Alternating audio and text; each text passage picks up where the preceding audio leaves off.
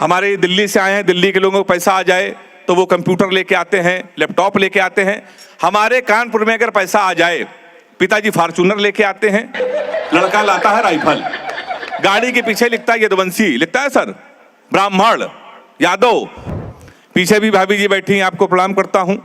कभी सम्मेलन में सर जितने भी लोग अपनी पत्नियों को यानी भाभी जी को लेकर आते हैं, मैं उनको सैल्यूट करता हूं।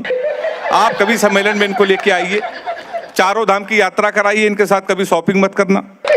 जीवन में रोएंगे, मैं रो रहा हूं। 3 दिन पहले हमारी पत्नी कुंवर भैया हमको जेड स्क्वायर में ले गई, रोज इस कभी सम्मेलन में उस कभी सम्मेलन में, तुम्हें कुछ कपड़े दिलाना है। तुमने कहा दिला लो। उसने दुकान वाले को बुलाया, उसने कहा भैया कुछ शर्ट दिखाओ। 10-12 शर्ट उसने दिखाया। हमारी पत्नी ने हमसे पूछा नीली वाली शर्ट कैसी है? सरदार जी सर आप अपने सीने पे हाथ रख के कसम खाएं, चाहे जितने बड़े आप आदमी हो जाएं, चाहे जितने बड़े कवि हो जाएं या राघवेंद्र सेठ सर ऐसे बड़े व्यक्ति हो जाएं, अगर आपकी पत्नी आपसे कोई चीज पूछ ले कैसी है तो आपको डर के मारे कहना पड़ेगा अच्छी है। देखा ताली इसी बात पे आ गई, ज्यादा बाजार जहां हमसे ज्यादा प्रताड़ित आप लोग दिख रहे हो।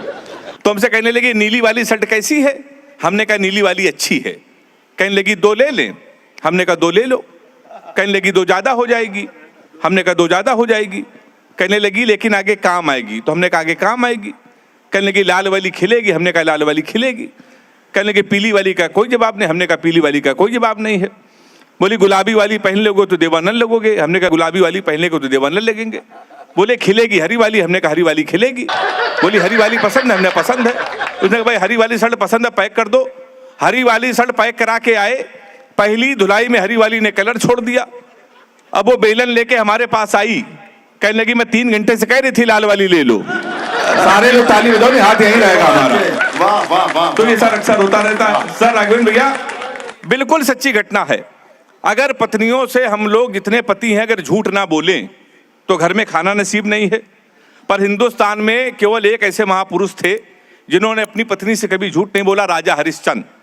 क्योंकि कुंवर भैया उनकी पत्नी ने 3 बातें कभी नहीं पूछी। मैं कैसी लग रही हूं, फोन किसका था, कहां से आ रहे हो। अच्छा है। 3 बातें आपसे भी नहीं पूछी जाएंगी तो आप भी नहीं झूठ बोलोगे। एक बार ताली जोरदार आप बजा दो। देखिए समय की सीमा हमारे ऊपर है, मैं भी घंटे 2 घंटे आपको घंटों हंसा सकता हूं, लेकिन जो नियम इनके ऊपर लागू हमारे ऊपर लागू है। मैं तो सर कानपुर में रहता हूं, लाफ्टर शो में जब मैं गया तो कानपुर की बात ही लेकर गया। मैं बताता हूं लोगों को दुनिया का सबसे अद्भुत शहर अगर कोई है तो कानपुर है। कभी आप बनारस जाइए, तुलसियान जी रेलवे स्टेशन पर उतरिए तो वहां लिखा रहता है बनारस का पान आपका स्वागत करता है। कभी आप आगरा जाइए, वहां उतरिए, वहां लिखा रहता है आगरा का पेठा आपका स्वागत करता है। हमारे कानपुर कोई आए रेलवे स्टेशन पर लिखा रहता है रूपानी चप्पल आपका स्वागत करता है। हम लोग उसी कानपुर के हैं। सुरेंद्र अवस्थी जी कहाँ बैठे हैं, चले गए क्या? अरे हमारे अवस्थी जी बैठे हुए हैं, हमारे विधानसभा अध्यक्ष के प्रमुख सचिव, सेक्रेटरी और हमारे बड़े भाई, हमारे अभिभावक। एक बार उनके सम्मान में तालियां हो जाएं। नरवल से चलकर इस कवि सम्मेलन को हमारे राघवेंद्र भैया के निमंत्रण को आपने स्वीकारा, उसके हम लोग ऋणी हैं। हमारा कानपुर सर अद्भुत है। मैं तो सर जब लाफ्टर शो की शूटिंग कर रहा था सोनी चैनल में, तो मैं फ्लाइट लेके आया, कानपुर एयरपोर्ट उतरा, मेरी घड़ी खराब। मैंने जीवन का सबसे बड़ा पाप ये किया कि कानपुर वाले से टाइम पूछ लिया। हमने कहा भैया टाइम क्या हो रहा है? तो हमसे कहने लगा ऐसा गुरु तुरंत यहाँ से निकल लो, टाइम बहुत खराब है। हमारे मुंह बिल्कुल में लगना नहीं तो तुम्हारा टाइम भी खराब हो जाएगा। तो हमने कहा टाइम ने बता दो, ये बता दो तेरा मूड क्यों खराब है। अब उसका जवाब सुनना, जितने लोग हो उतने लोग ताली बजाना। हमने तुम्हारा मूड क्यों खराब है? तो उसने कहा भाई साहब एक लड़की इसको हमने इतना कहा कि बड़ी कमजोर है कुछ खाया कर, वो हमारा 50,000 रुपए खा गई। तुम साले हमारे मुंह लगे हुए हो। हमारे मुंह बिल्कुल में लगना बहुत भरे बैठे हैं। तो हमने ऐसा क्या हुआ? कहने हुआ कुछ नहीं भाई साहब, एक लड़की के चक्कर में 5 साल से लगे थे। हम समझते थे हमसे प्यार करते, मुझसे प्यार करते हैं। हम उसको दुनिया की सबसे मर्यादित सबसे संस्कारित लड़की समझते हैं। तो इसमें हुआ क्या? कहने लगे हुआ कुछ नहीं, हमारा नगर निगम को चुनाव चल रहा है, उसको मिल गई है पार्षद की टिकट।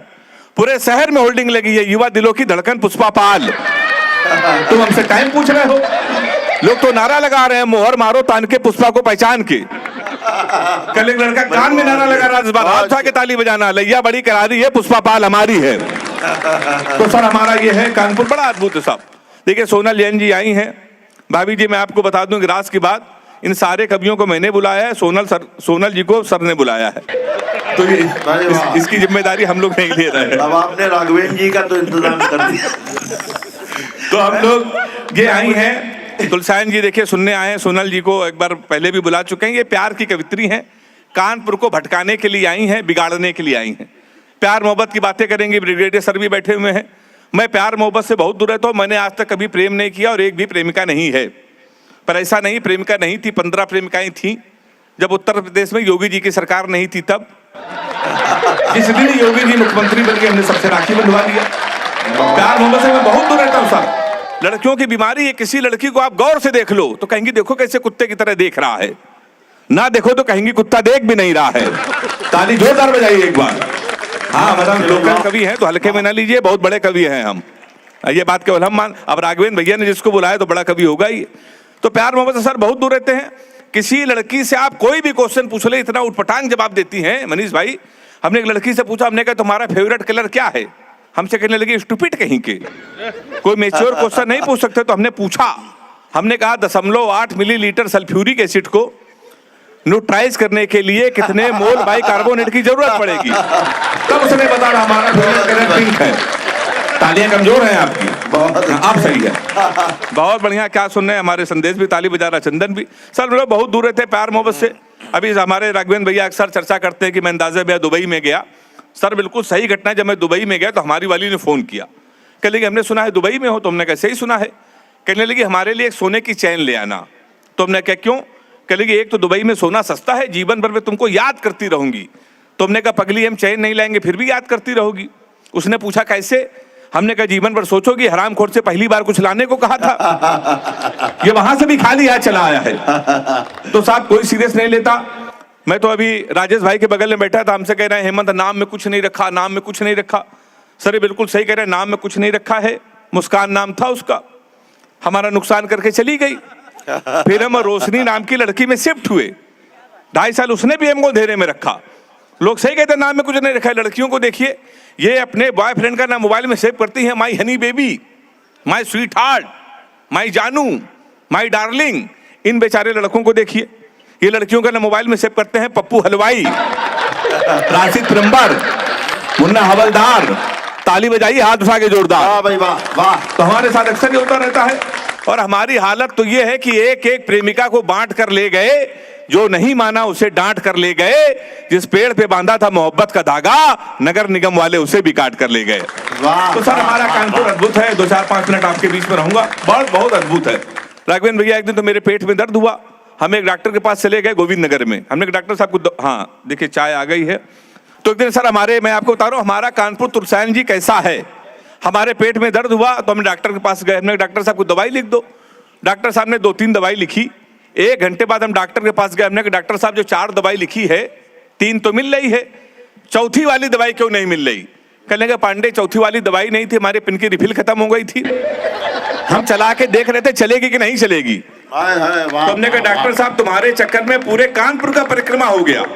अब यहाँ के मेडिकल स्टोर वाले और बड़े वाले, एक कहने लगा पांडे आज ये दवा खत्म है को तो कल मंगा दें, एक कहने लगा कहो तो इसका सब्स्टिट्यूट दे दें। जो तीसरे वाले ने कहा अगर कानपुर वाला ही कह सकता तो हाथ उठा के ताली बजाना।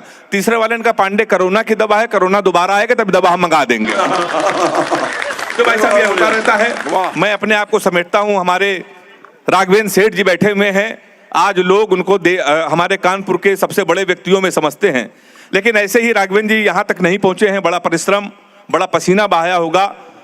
4 अंतिम लाइनें आपको सुना रहा हूँ कि हम लोग उत्तर प्रदेश के लोग हैं, हमारे दिल्ली से आए हैं, दिल्ली के लोगों को पैसा आ जाए तो वो कंप्यूटर लेके आते हैं, लैपटॉप लेके आते हैं। हमारे कानपुर में अगर पैसा आ जाए, पिताजी फॉर्चूनर लेके आते हैं, लड़का लाता है राइफल, गाड़ी के पीछे लिखता है यदुवंशी, लिखता है सर ब्राह्मण यादव। योगी जी ने कहा ये नहीं चलेगा, इससे जातिवाद को बढ़ावा मिलता है। मेरी अंतिम 4 लाइनें, अगर आपको लगे कविता भी हो गया हो, व्यंग्य भी हो गया, तो मुझे 4 लाइन तालियों के साथ मुझे विदा करना कि ना ही पंडित लिखा था ना ही चौहान लिखा था, उस पे तो मेरे प्यार की पहचान लिखा था, फिर भी यूपी पुलिस ने मेरा ही चालान कर दिया, जबकि मेरी गाड़ी पे केवल मेरी जान लिखा था।